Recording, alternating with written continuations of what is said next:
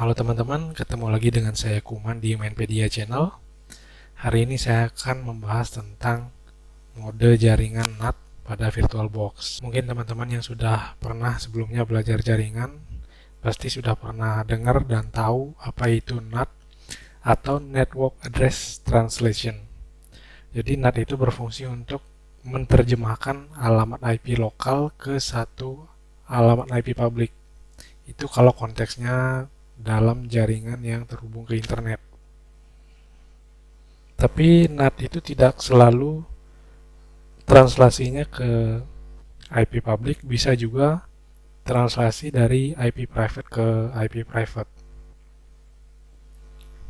Nah, ilustrasinya kurang lebih seperti di gambar.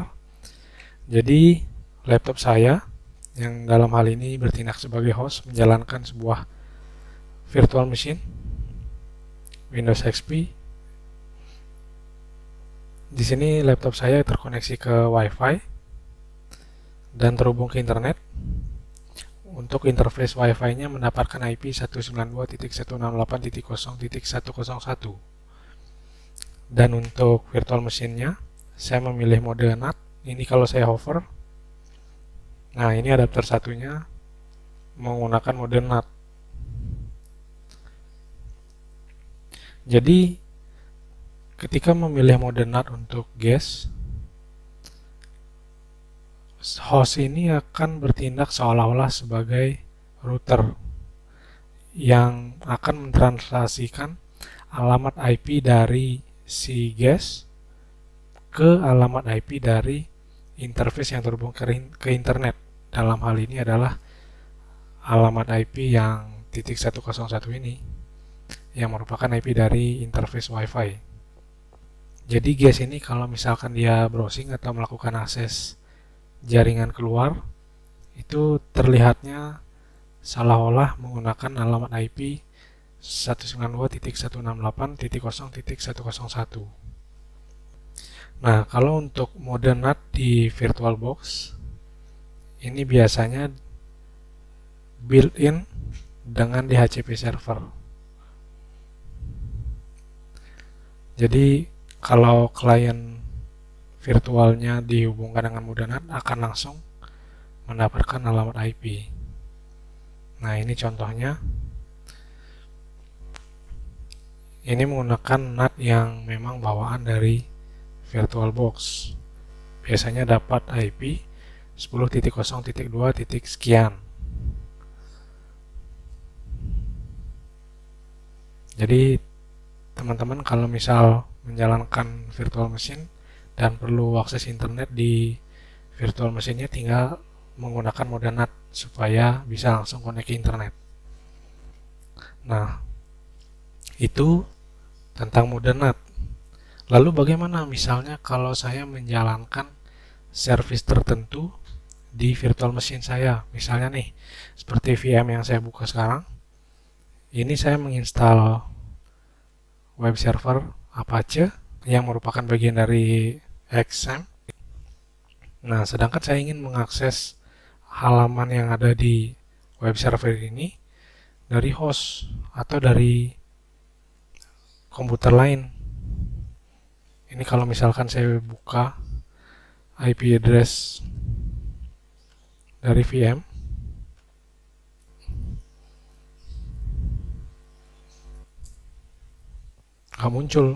nggak bisa muncul karena terhalang oleh konfigurasi NAT itu sendiri.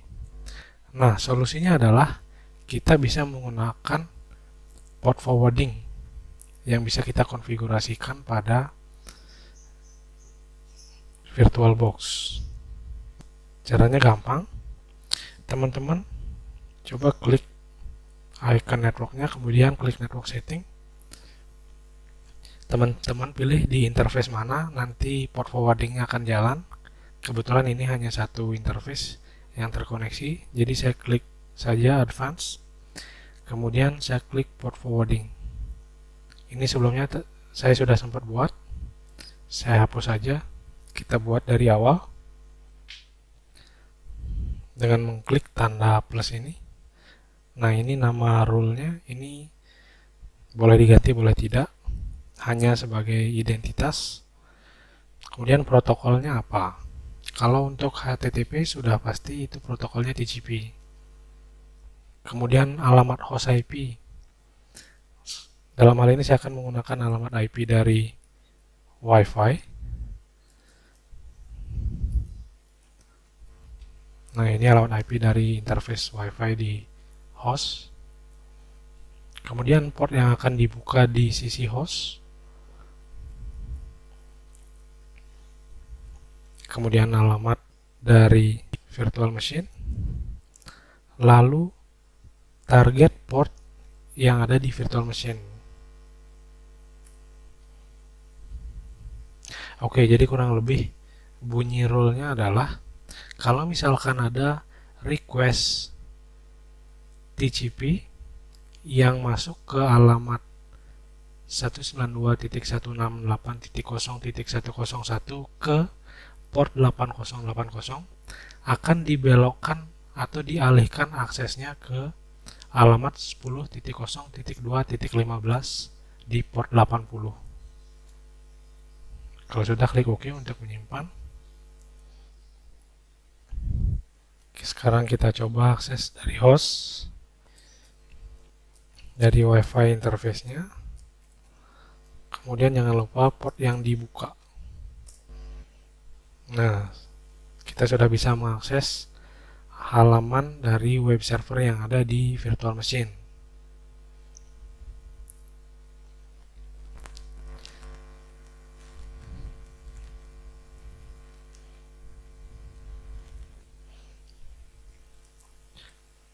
Nah, itu contoh ketika kita menggunakan built-in NAT dan port forwarding yang ada di VirtualBox.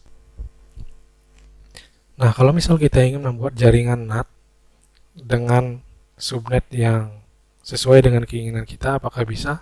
Tentu saja bisa. Kita bisa mendefinisikan sendiri NAT network sesuai dengan keinginan kita. Caranya kita buka VirtualBox, klik File, kemudian klik Preferences, kita klik Network. Nah, di tab NAT Network ini kita klik tanda plus. Nah, akan muncul sebuah entry baru. Teman-teman bisa double klik atau klik icon ini untuk melakukan edit. Ini network name-nya bisa teman-teman ganti. Tapi saya biarkan saja karena saya tidak ingin menggantinya. Kemudian ini network CIDR adalah subnet yang nantinya akan digunakan oleh NAT network ini. Sekarang saya coba ganti saja. Saya akan menggunakan subnet 10.10.10.0/24. Jadi nanti kalau ada VM yang terhubung ke NAT network ini, dia akan mendapatkan alamat IP dari subnet berikut.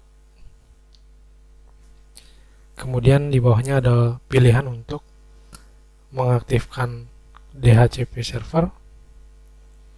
Kalau misalnya ini diantik, nanti VM-nya harus diberi IP statik. Ini untuk mengaktifkan dukungan IPv6. Saya rasa nggak perlu. Kemudian ini pilihan untuk membuat port forwarding, sama seperti sebelumnya. Nanti kita akan coba juga. Sekarang kita klik OK dulu.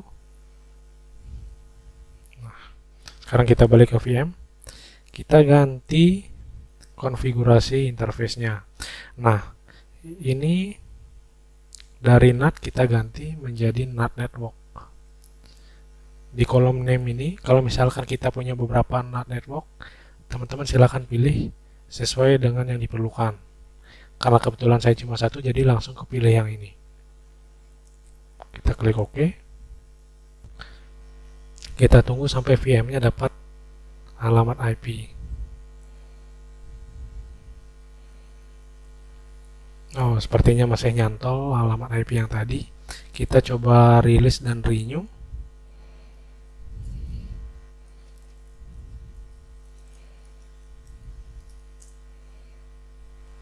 Nah, alamat IP-nya sudah hilang. Sekarang kita lakukan renew.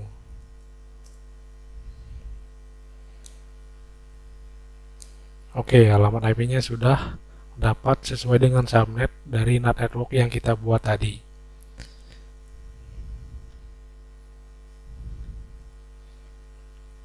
Lalu bagaimana dengan port forwarding-nya? Caranya sama.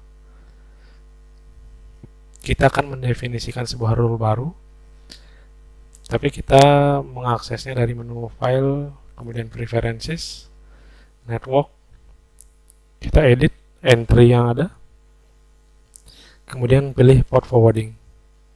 Kita buat rule baru seperti yang tadi.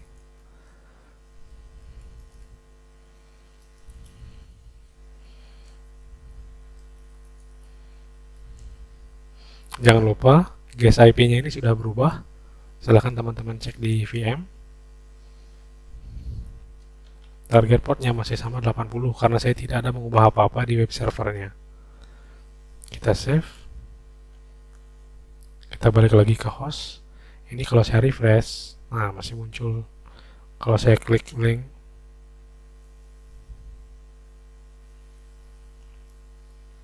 nah ini akan tetap muncul karena port forwarding sudah jalan di NAT network yang baru kita buat tadi. Oke, itu dulu teman-teman. Tadi kita sudah ngebahas tentang NAT, kemudian port forwarding, dan juga NAT network di VirtualBox. Jika teman-teman ada pertanyaan, silahkan tulis di kolom komentar. Kalau video ini bermanfaat, jangan lupa klik like dan juga share. Dan jangan lupa untuk subscribe juga channel ini. Sampai ketemu di video yang lain. Bye-bye.